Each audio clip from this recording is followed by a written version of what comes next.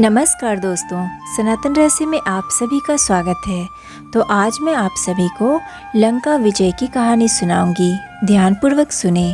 लंका कूच की तैयारियां रात भर चलती रही। सभी तत्पर, सभी उद्धत। सुबह कूच से पहले सुग्रीव ने वानरों को संबोधित किया। युद्ध के बारे में कहा, युद्ध भयानक होगा। इसमें केवल वही सैनिक जाएंगे जो शारीरिक और मानसिक रूप से स्वस्थ हो। जो दुर्बल है यहीं रुक जाएं। वानर सेना को युद्ध के नियम बताए गए, रक्षा और आक्रमण के तरीके। सेना किष्किंधा से दहाड़ती गरजती किलकारियां भरती रवाना हुई। राम, लक्ष्मण और सुग्रीव की जयकार से आकाश गूंज उठा। लाखों वानर थे, चारों ओर कोलाहल। वे पेड़ों पहाड़ों को रौंदते चले जा रहे थे। इसका नेतृत्व नल कर रहे थे। सुग्रीव के सेनापति जामवंत और हनुमान सबसे पीछे थे। यह सेना की रणनीति का हिस्सा था। दिन रात चलकर सेना ने महेंद्र पर्वत पर डेरा डाला, वही पर्वत जहां से हनुमान ने छलांग लगाई थी। समुद्र निकट ही था। पर्वत पर सेना का ध्वज लगाया गया, तंबू लगे, पताकाएं हवा में लहरा रही थी। उधर लंका में खलबली मची हुई थी। राक्षसों में बेचैनी थी। उनके मन में डर बैठ गया था राम की शक्ति को लेकर। जिसका दूत लंका में आग लगा सकता है, वह स्वयं कितना शक्तिशाली होगा। नगर में चर्चा का विषय यही था, लेकिन रावण इससे अनभिज्ञ था। उसे कौन बताता? किसी में इतना साहस नहीं था। ये चर्चाएं विभीषण ने सुनी। नगर की हताशा उनसे देखी नहीं गई। ऐसी हताश सेना युद्ध नहीं कर सकती।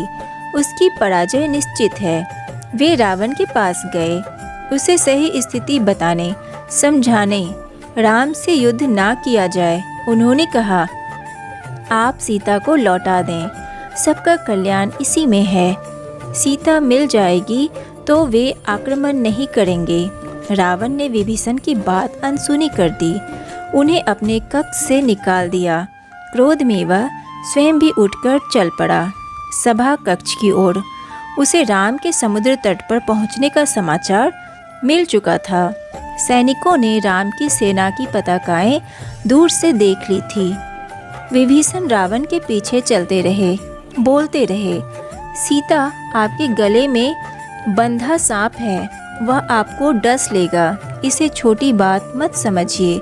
लंकाधिराज, ये संकेत महाविनाश के हैं। मैं अब भी कहता हूँ, सीता को लौटा दीजिए, लंका बच जाएगी। तुम मेरे भाई नहीं, शत्रु हो। मेरे शत्रु के शुभ चिंतक हो। रावण का क्रोध भड़क उठा। निकल जाओ यहाँ से, मुझे तुम्हारा साथ नहीं चाहिए। रावण सभागार की ओर मुड़ गया, विभीषण पीछे। दोनों के रास्ते अलग हो गए। विभीषण उसी रात लंका से निकल गए। 4 सहायकों के साथ उन्होंने राम के पास जाना ठीक समझा। समुद्र पार राम के शिविर में अचानक खलबली मची। एक वानर चिल्लाकर सबको सावधान कर रहा था, हमारे शिविर में राक्षस आ गए हैं। विभीषण कुछ दूर खड़े थे। वानरों ने उन्हें सुग्रीव के सामने पेश किया। वानर राज, मैं लंका के राजा रावण का छोटा भाई हूँ। मैं राम की शरण में आया हूँ। आप मुझे उनके पास पहुँचा दें। विभीषण के चेहरे पर डर नहीं था, विश्वास था। शब्दों में षड्यंत्र नहीं था, कातरता थी, याचना थी। सुग्रीव को उनकी बात पर फिर भी भरोसा नहीं हुआ। मेरा नाम विभीषण है। रावण ने मुझे लंका से निकाल दिया। मैंने उससे सीता को लौटाने की बात कही थी। क्रोध और अहंकार में चूर रावण ने मुझे सभा में अपमानित किया। मैं प्राण बचाकर आया हूँ। एक बार राम से मिलवा दें, मैं उनसे कुछ कहना चाहता हूँ। सुग्रीव राम के पास गए। मन में शंका अब भी थी। अंगद भी उसे संदेह की दृष्टि से देख रहे थे। राम ने बात सुनी और कहा, हमें विभीषण को स्वीकार करना चाहिए। मैं शरण में आए व्यक्ति को कभी निराश नहीं करता, यह मेरी नीति है। विभीषण को आदर से अंदर लाइए। विभीषण राम के पास पहुँचे। राम ने उनका सत्कार किया, लंका का समाचार पूछा। जल्दी ही विभीषण राम के विश्वास पात्र बन गए। उन्होंने लंका की बहुत सी जानकारी राम को दी। रावण और उसके योद्धाओं की शक्ति के बारे में बताया। कहा, रावण पर विजय प्राप्त करने के लिए बल और बुद्धि दोनों की आवश्यकता है। विभीषण, तुम चिंता मत करो, राक्षस मारे जाएंगे। लंका की राजगद्दी तुम्हारी होगी, भविष्य तुम्हारा है। राम ने कहा। राम की सेना के सामने एक बड़ी चुनौती थी, समुद्र। उसे कैसे पार करें? राम ने समुद्र से विनती की। 3 दिन बैठे रहे कि समुद्र रास्ता दे दे। वह नहीं माना तो राम को क्रोध आ गया। राम का क्रोध देखते हुए समुद्र ने उन्हें सलाह दी। आपकी सेना में नल नाम का एक वानर है, वह पुल बना सकता है। उससे वानर सेना पार उतर जाएगी। नल ने अगले ही दिन काम प्रारंभ कर दिया। पुल बनने लगा। वानर कंकड़ पत्थर शिलाएं लाते रहे। नल और नील पुल बनाते रहे। 5 दिन में पुल तैयार हो गया। समुद्र को 2 टुकड़ों में बांटता हुआ, उसका घमंड चूर करता हुआ सबसे पहले विभीषण पुल से उस पार गए। पीछे पीछे वानर सेना का अगला शिविर दूसरे तट पर बना। असंभव! रावण क्रोध से चीख उठा। समुद्र पर पुल कैसे बन सकता है? इस समाचार से रावण को विस्मय हुआ, भय भी।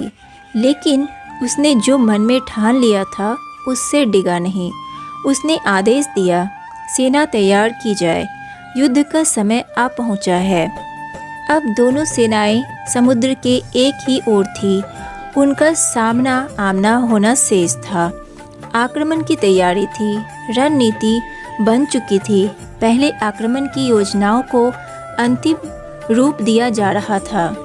राम ने अपनी सेना को 4 भागों में विभक्त कर दिया। लंका के 4 द्वार थे, चौतरफा आक्रमण होना था। हर टुकड़ी को एक द्वार सौंपा गया। राम ने पर्वत शिखर पर चढ़कर स्वयं लंका का निरीक्षण किया। लंका के वैभव से वे भी चकित थे। उन्होंने लक्ष्मण को बताया। सूर्योदय होते ही राम ने आदेश दिया, लंका को चारों ओर से घेर लिया जाए। वानर सेना जयकार करती चल पड़ी। इस बीच राम ने अंगद को बुलाया। कहा, तुम लंका जाओ, मेरे दूत बनकर सुलह का अंतिम प्रयास करो ताकि युद्ध टल जाए।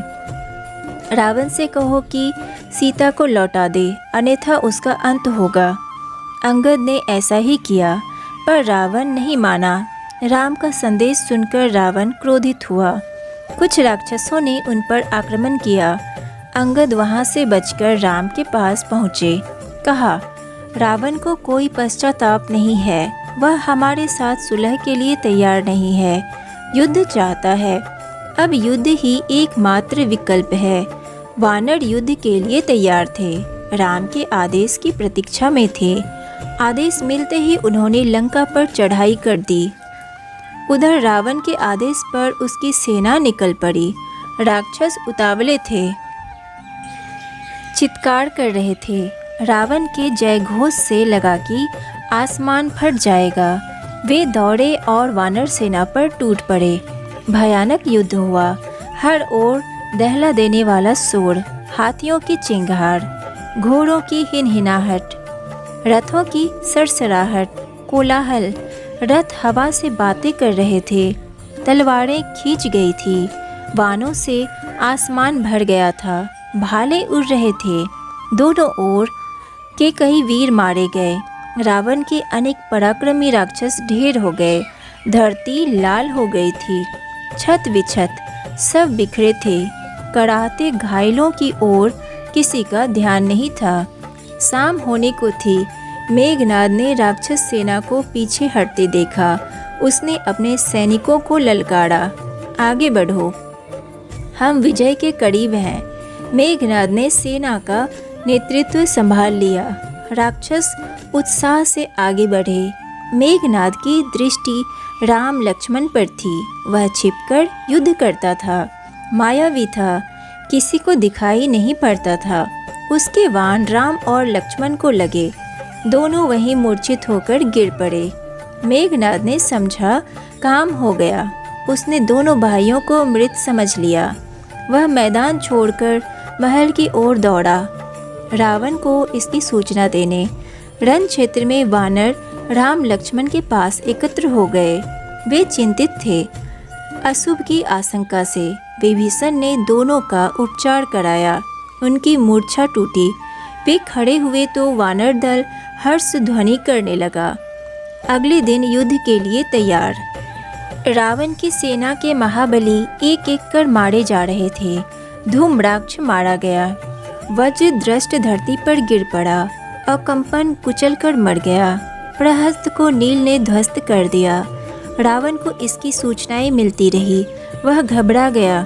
वह हड़बड़ा कर उठा और स्वयं कमान संभाल ली।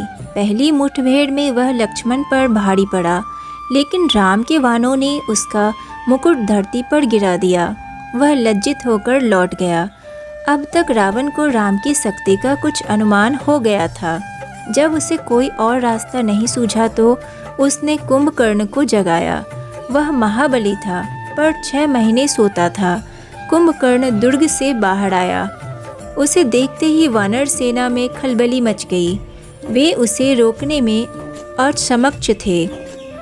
उसने हनुमान और अंगद को घायल कर दिया। लक्ष्मण यह युद्ध देख रहे थे। उन्होंने राम की ओर देखा। फिर दोनों भाइयों ने वानों की वर्षा कर उसे मार दिया।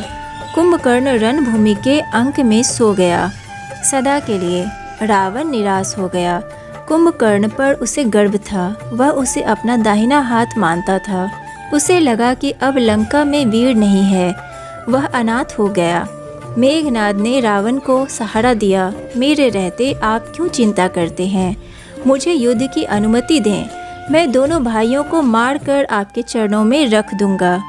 मेघनाद और लक्ष्मण का भीषण युद्ध हुआ। मेघनाद पराक्रमी था। उसने एक बार इंद्र को परास्त कर दिया और इंद्रजीत कहलाया। उसके वानों ने कई प्रमुख वानरों को घायल कर दिया। मेघनाद को रोक पाना वानर सेना के बूते की बात नहीं थी। वह चक्रवात की तरह आगे बढ़ता, जो भी आसपास होता ध्वस्त हो जाता। वानर सेना मेघनाद की गति और शक्ति से चकित थी। चमत्कृत उनके मन में निराशा बढ़ती जा रही थी। तब लक्ष्मण ने उसे चुनौती दी। दोनों का निशाना अचूक था। वान हवा में टकराते और नष्ट हो जाते। अचानक लक्ष्मण का एक वान उसे लगा। वह घायल हो गया, झुक गया। लक्ष्मण ने ताबड़तोड़ वानों की बरसात कर दी। आगे बढ़ना कठिन था। मेघनाद पीछे मुड़ा, महल की ओर भागा।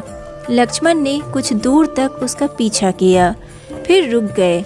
मेघनाद महल में घुस गया। लक्ष्मण को महल की संरचना नहीं पता थी, रास्ता नहीं मालूम था। विभीषण लक्ष्मण की दुविधा समझ गए। उन्होंने एक गुप्त मार्ग दिखाया। शेष काम आसान था। मेघनाद महल में ही मारा गया। अपने ज्येष्ठ पुत्र की मृत्यु से रावण एकदम टूट गया।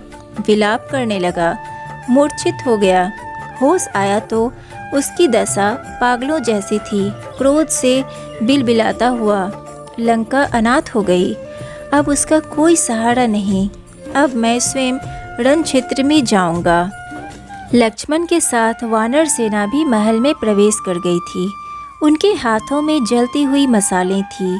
वानरों ने लंका में जहाँ तहाँ आग लगा दी। अन्न भंडार फूंक दिए। शस्त्रागार जला दिया। मार काट मच गई। जो भी सामने पड़ा मारा गया। कंपन, प्रजंग, युपाक्ष, कुंभ मारे गए। हनुमान ने निकुंभ, देवांतक और त्रिशिरा को मौत की नींद सुला दिया। अंगद ने नरांतक का काम तमाम कर दिया। लक्ष्मण ने अतिकाय का सिर काट डाला। राक्षस सेना भाग खड़ी हुई। रावण के पास अब कोई विकल्प नहीं था। युद्ध नाद हुआ। अकेला बचा रावण युद्ध के लिए निकला, फुफकारते हुए, फन कुचले सांप की तरह। वह जिधर मुड़ता भगदड़ मच जाती। वानरों को भागते देख लक्ष्मण आगे आए, धनुष बाण लिए। रावण के सामने अभेद्य दीवार की तरह खड़े हो गए। थोड़ी ही देर में विभीषण वहां पहुंच गए। उसके बाद राम, उनके सामने रावण की एक न चली। विभीषण को राम की सेना में देख रावण उबल पड़ा। उसके लिए यह देशद्रोह था, छोटे भाई का विश्वासघात।